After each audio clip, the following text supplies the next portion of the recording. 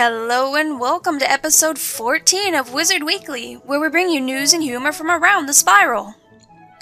After years of being dead and defeated, Malister's made it back into the news this week. His encounter has been slightly modified to be more dramatic, with a small cinematic before and after his defeat. While they were in there, KingsIsle took the quadruple text megaphones away from our favorite pair of siblings and used them to send a shout-out to PvPers last Wednesday, who are apparently encountering a bug where they'll occasionally be told their PvP matches have been disbanded. KingsIsle requests that you take a screenshot of the problem and forward it to community@wizard101.com so they can get to the root of this pesky problem. Guard your treasures, another nuisance has wiggled its way into the spiral just in time for the 4th of July, the patriotic leprechaun. This lucky little life fella is currently up for sale in the crown shop for 2,500 crowns and comes with an array of first-generation talents that's good for both gameplay and derby. The patriotic leprechaun has a pedigree of 58 and can learn spells like Pips Aplenty, Sprightly, and Banana Peel. He's only out for a limited time, so make sure you get yours before he hops off the market. Finally, we may be seeing new items from KingsIsle Free Games, as Wizard 101 has recently released a poll asking players what they'd like to get from these games. Not surprisingly, the majority of wizards want to see crowns as a free games prize, but you can vote for other items like furniture, gardening seeds, and equipment. Equipment is something you'll want to keep an eyeball on in the Power Pip, as a few Wizard 101 central PvP rules have been refined.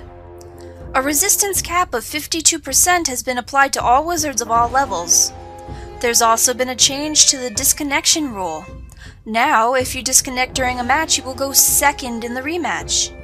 In actual PvP news, Noob took the win versus Eric G in the 200th tournament, securing his place in the final match. The girls are moving quickly through the arena, and the Queen of the Arena tournament making it all the way to the semifinals in 1 week. These ladies will be lugging it out in the arena, so keep an eye on that roster.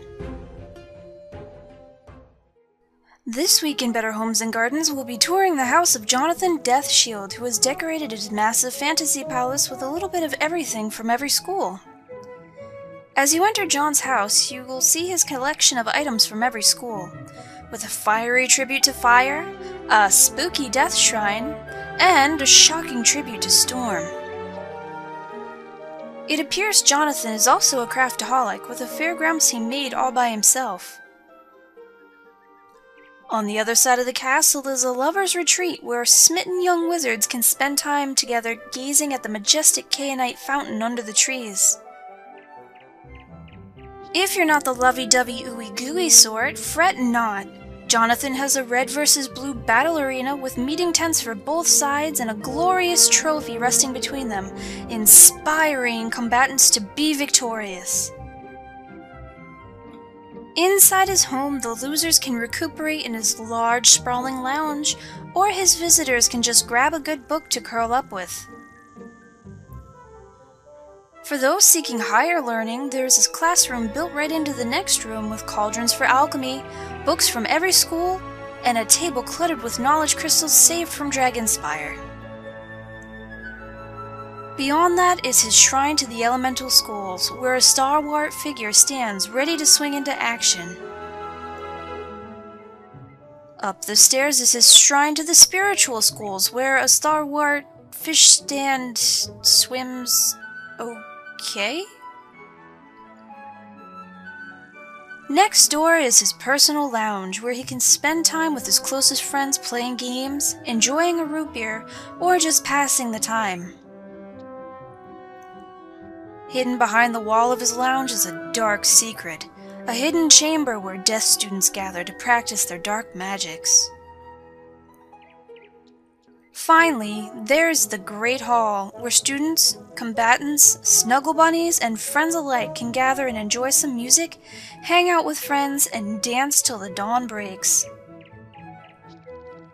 Jonathan's house has a little bit of everything, and his use of placement really makes everything pop. Today we're going to talk about placement tactics that will give every room in your house a life of its own. While the mothers of the spiral are already rolling their eyes at the notion, we're going to talk about something I'm going to call positive clutter. I can't count the amount of rooms I've seen throughout the spiral with items stuck up against the walls and a great big empty space in the center. These rooms are rather sterile looking and lack their own story, and the story behind a house is what makes it truly unique. The best rooms I've seen don't necessarily have items all over the place or any fancy glitches, but they make the most of the space they've got and give the individual room a little character.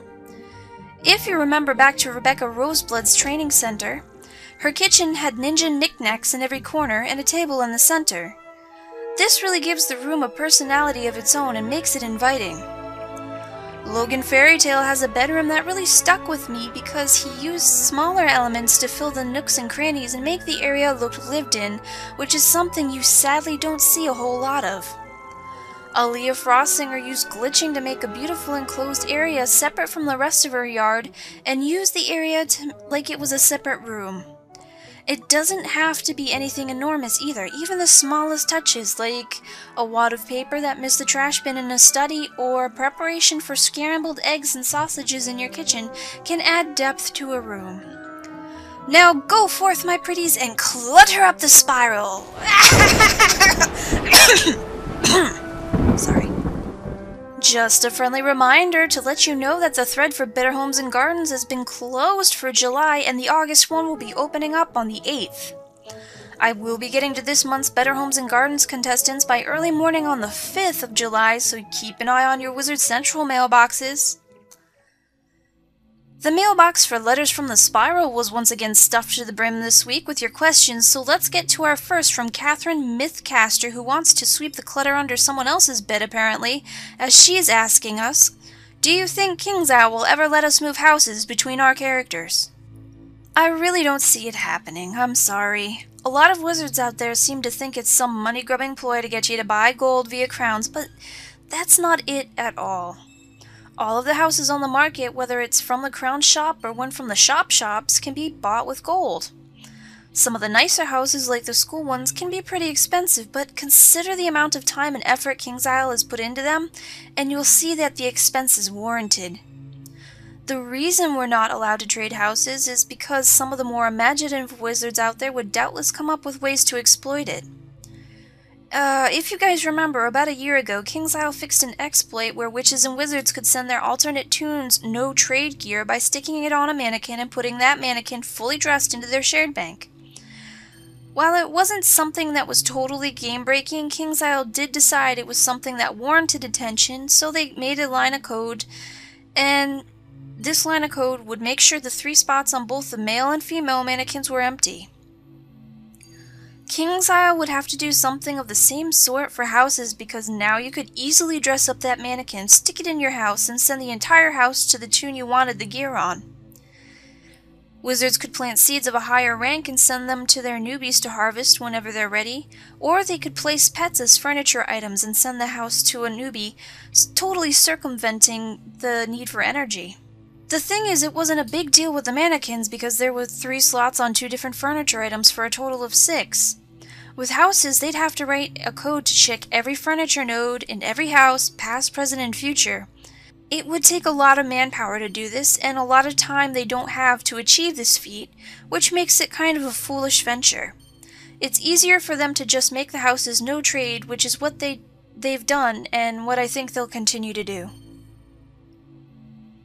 Will there ever come a time when wizards have too many training points, is the question on Stosh's mind. I do think there will come a day when KingsIsle will have to rethink their training point system, but it won't be for a while. If we continue at the rate of 1 new world every year, and at least 1 new training point per world, then we will eventually have too many training points.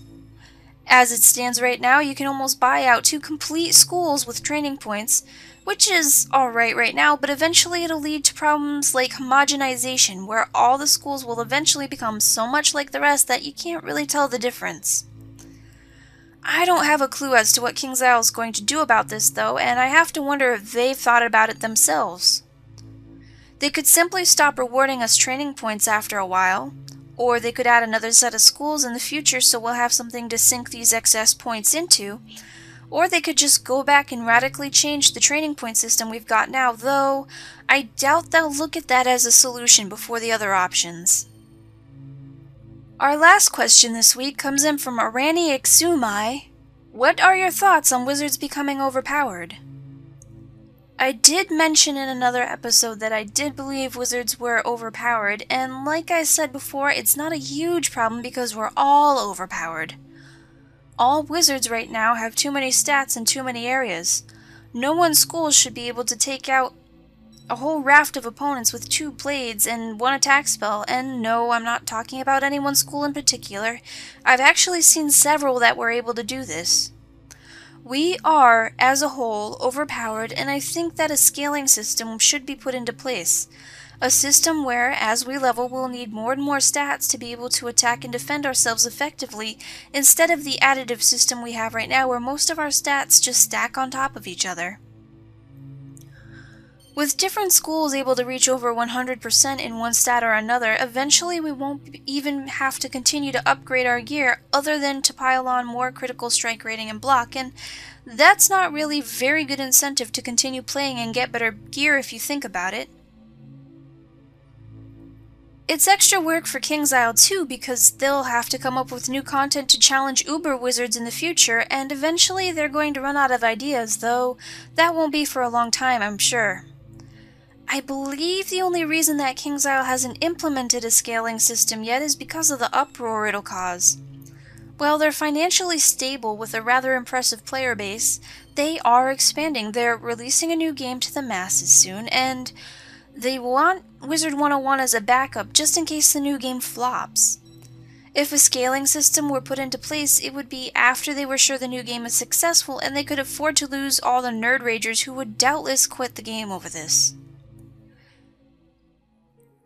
And with that, we've come to the end of another Wizard Weekly. As always, thank you for joining us. Make sure to tune in next week, and have a fantabulous weekend. Remember to floss! If you're not the lovey-dooey... If you're not the lovey-dooey... The use of placement is really making most of the space they've got, and give it individual room little...